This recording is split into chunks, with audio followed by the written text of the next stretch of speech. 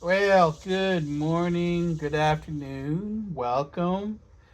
My name is Tiger. This is the Tiger on Fire, and just a rambling of a 52-year-old man who retired 27 days ago.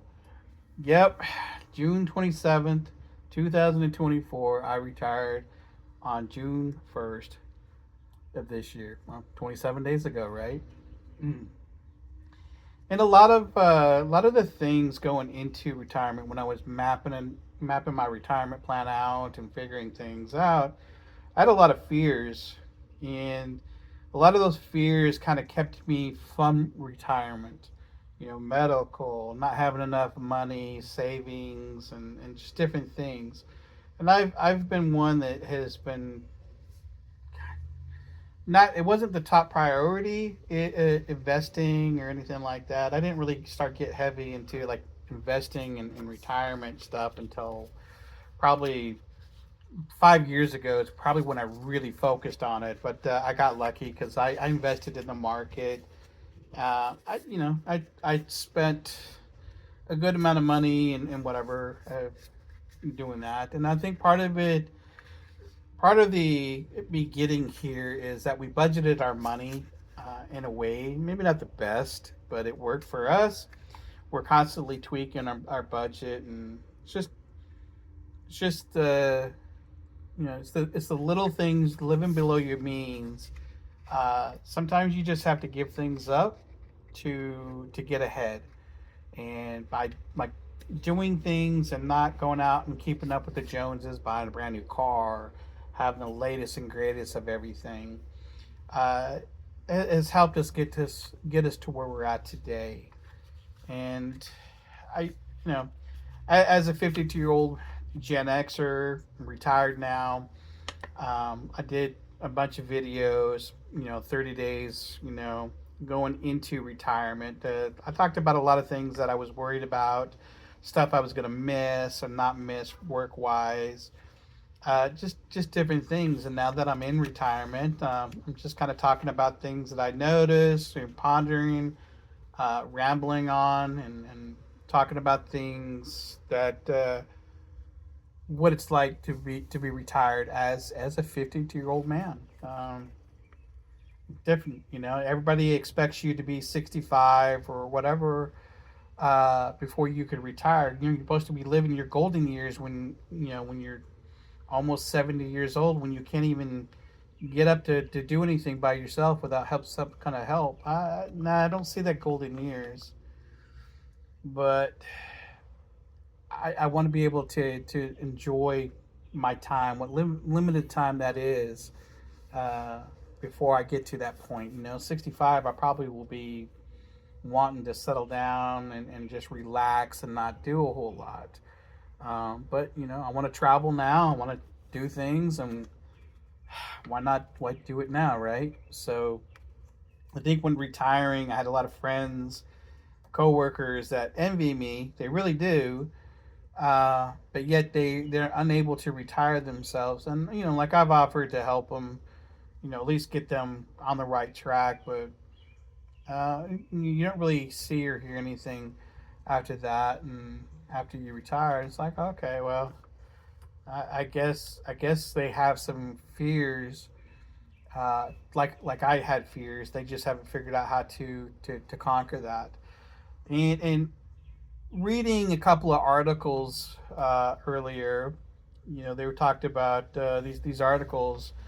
One of them talked about only 1 in 5 Gen Xers age 55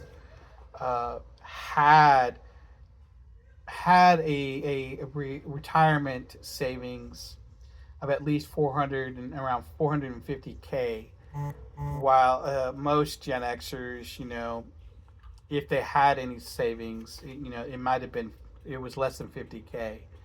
I thought that was interesting because I always kind of thought that we didn't have any money. We budget everything. We put things in different pools of buckets and stuff. We I've set my investments on auto, and never really looked at it for years, uh, or months or whatever. Just the closer I got to retirement, the more I looked at it. But a lot of Gen Xers, I guess there was a poll that went around. Not Prudential did a poll of Gen Xers that were 55, and a lot of them had concerns. I guess the worries that they weren't going to be able to retire, and I guess the number one fear that a Gen Xer 55 and older had was that they were not going to have enough money to enjoy their retirement. Now, the problem with these studies are, they're polling these 55-year-old Gen Xers and talking about retirement at 65. So 10 years from now, Gen Xers are all going to start retiring, and these are the concerns that they have. Okay, so the poll doesn't really matter to anybody that's already retired, but if you're looking at retiring at 65, I guess this could be some of the concerns and fears that you have. Uh, kind of think that kind of think the polls are kind of a little biased, right? But not enjoying the money that you have into retirement, you won't have enough to enjoy it. That was the biggest concern.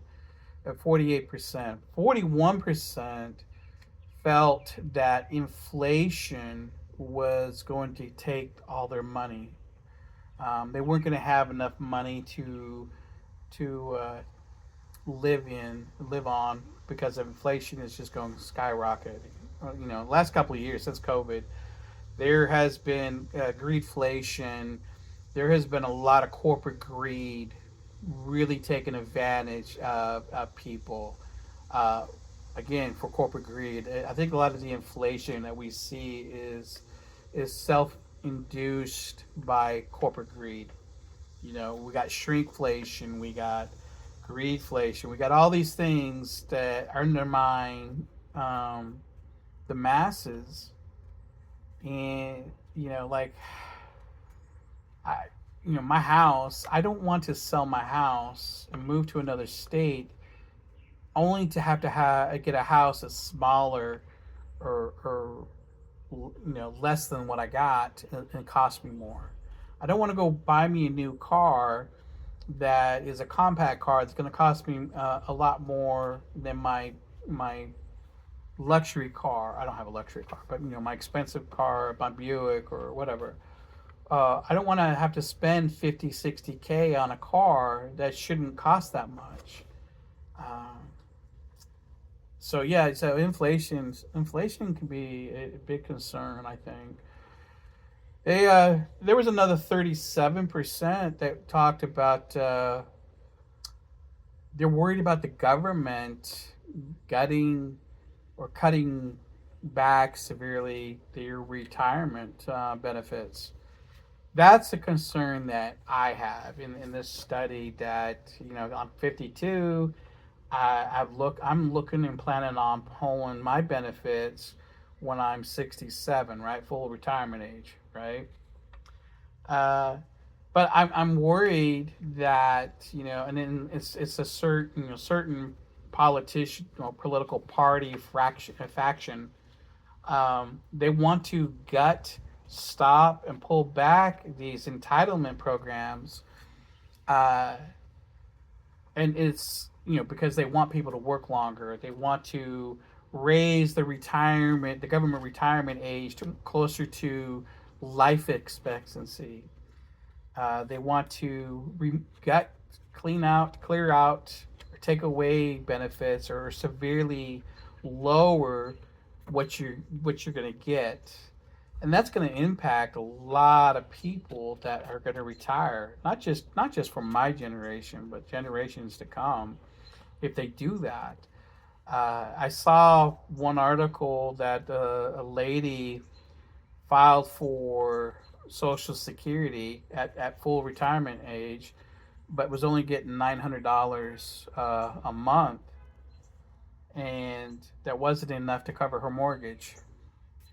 And I think a lot of baby boomers, there's a flux of people that are becoming homeless. They have a huge baby boomer homelessness uh, issue that's going on in the country right now.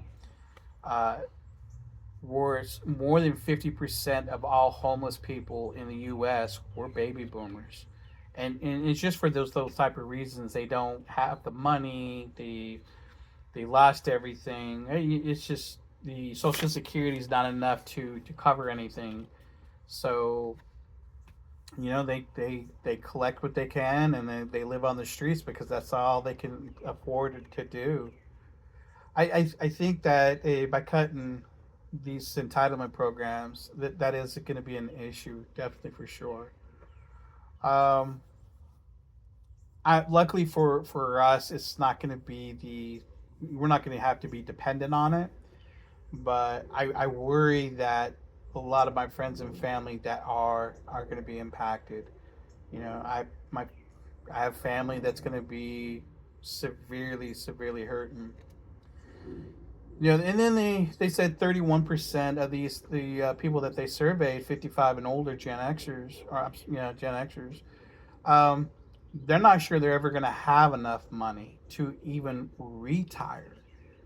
Uh, and I don't know if I 100% agree with that. I mean, that's probably the mindset is true. But like, I have a friend who's got twice as much money as I got in his retirement accounts, and has that mindset. And he's a workaholic, but he has this mindset that he can't retire, and he's going to work till the day he dies. And I'm like, that is not true. You, as frugal as he is, this dude spends nothing. He's single, no kids. He owns his house. He has no bills, um, and he is worth a lot more than I am. And thinks he cannot retire. He doesn't have enough money to retire. And I'm like, wow, that is not the right mindset to have. Uh, but yeah, that's just it's an interesting mindset. I think there's a lot of other people out there in the same boat as he is. They don't need to have this fear. They can retire, but they just haven't mapped out and figured out their strategy. I think that's what it comes down to. A lot of these things, if you don't have a strategy, or you're not mapping out your retirement plan, um, yeah, why yeah, you're gonna have these fears. And it's fears that I've had at one time or another.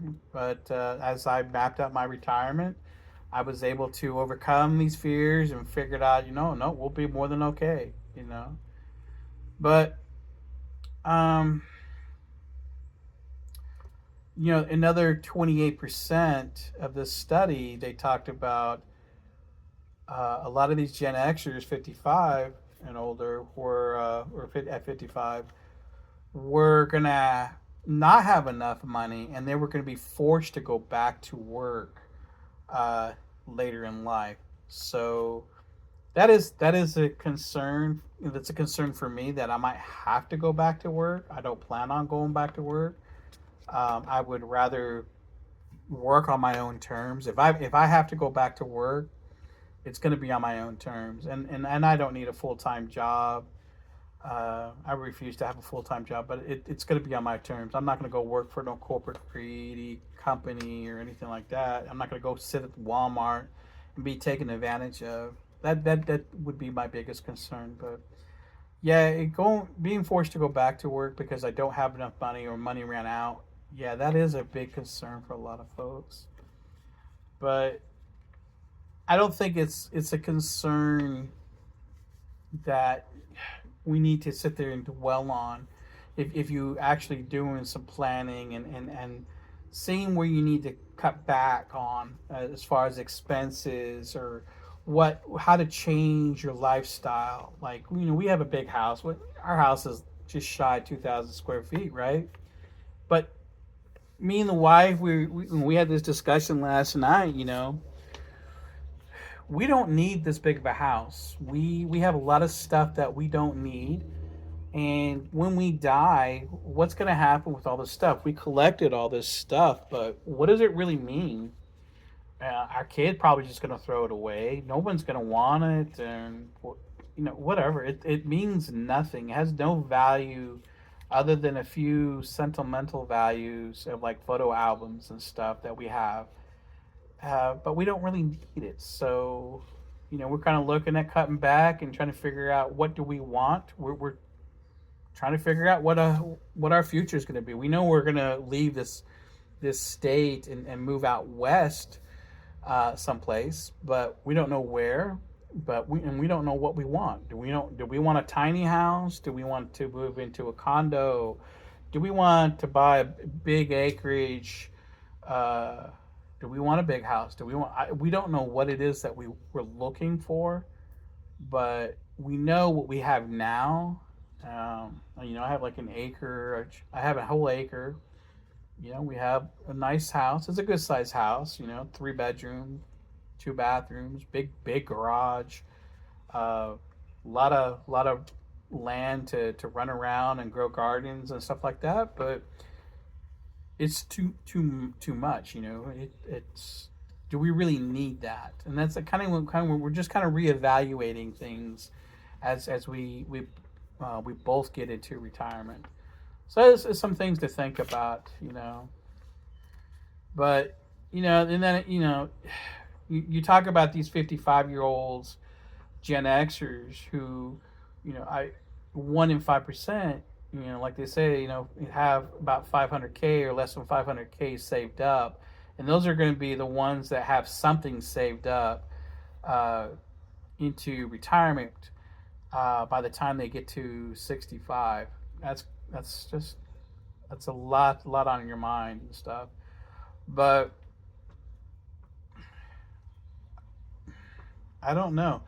They talked about 65-year-olds that retired. People. They talked about people that retired at 65 now. Only 19% of them were able to do it voluntarily. Out of all the other percentage of folks, they were forced to retire or had no choice, and for health or other requirements.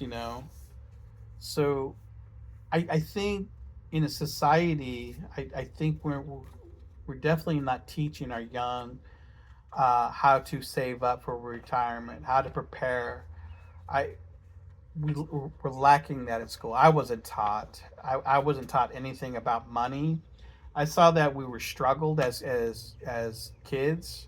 We were dirt poor growing up,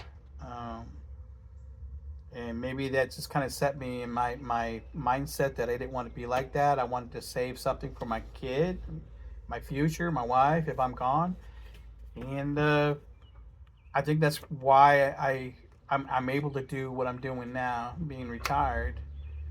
I just didn't want to be forced to work my whole life. Now, I never planned on retiring at 52. I never planned on retiring in my 50s. I figured I was going to retire, at 65 just like everybody else. But life comes and hits you, and you reevaluate, reassess. And I'm like, I can retire. Me and the wife talked about it. She's going to work a few more years. And I think part of it, she wants to make sure that, me being retired is going to work. And then at some point, she's going to retire here shortly. And we're going to probably just move away and be full time retirees. So that's that's the goal anyways. But yeah, there is a lot of fear. My wife is still fearful. What if we don't have medical? What if we're talking about life insurance right now? Do I need a life insurance? What is life insurance really going to do for me or for us? I mean, we have enough money that we can cover any of the expenses we got. If I die, okay, I got 100 grand from an insurance company, but how much money if I'm forking out every month, that they may or may not pay out. Yeah, I don't know. It's important, I think, to reevaluate your life, uh, re reevaluate, look at where you are now, where are you headed to, have those goals, and plan your retirement. It's very, very important for you to know where you're coming and going to. So don't, I know there's people my age, there's people in their 60s, baby boomers that watch watching this, and it's fine. It's fine. Come up with your retirement, your strategy, and hopefully you'll get there. And if you have questions, I'll be more than happy to answer any questions anybody throws in the comments. And yeah, we'll leave you with that, and on to the next one. So y'all take care. I'm gonna go ahead and stop rambling for now. Later.